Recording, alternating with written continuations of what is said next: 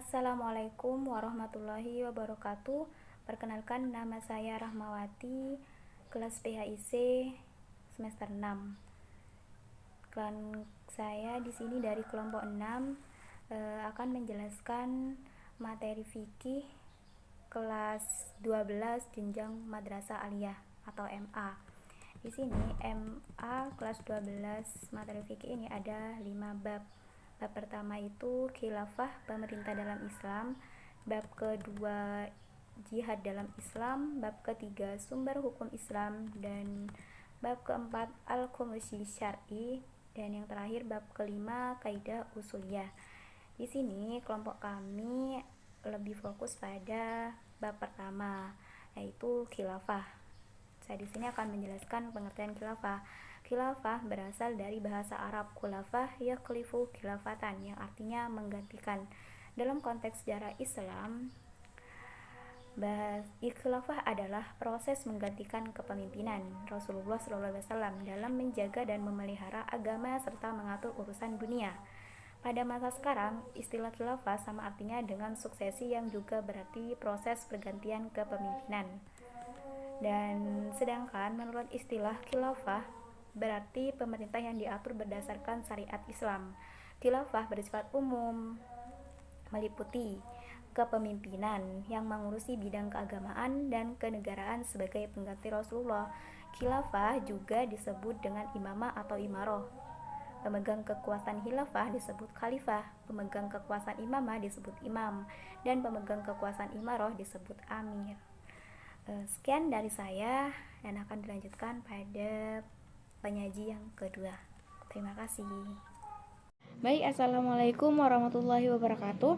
Saya di sini pemateri kedua dari kelompok 6. Saya di sini kebagian untuk menjelaskan tujuan dan dasar-dasar khilafah.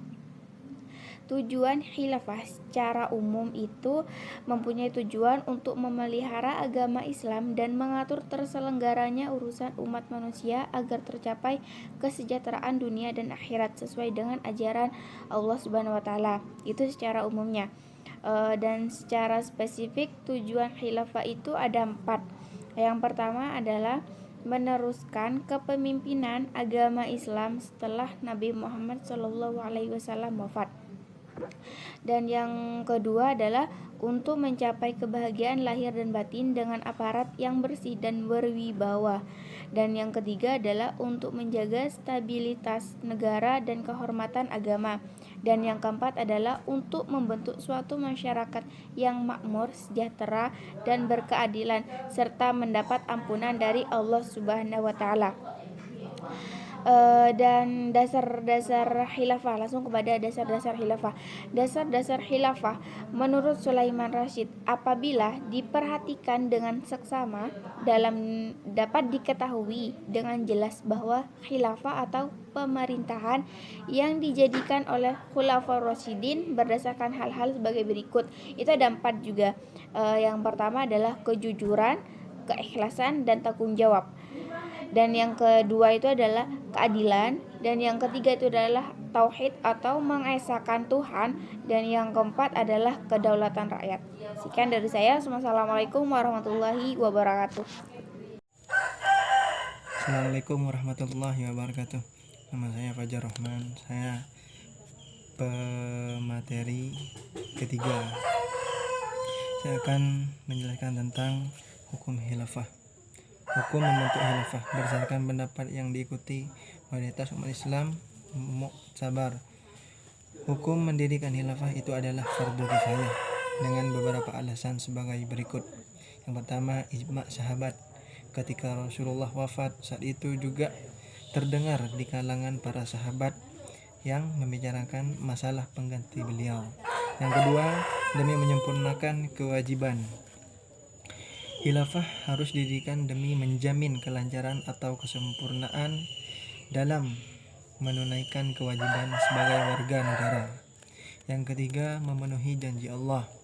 Allah menjanjikan akan menjadikan orang-orang yang beriman dan beramal soleh sebagai penguasa di muka bumi. Selanjutnya, hikmah khilafah.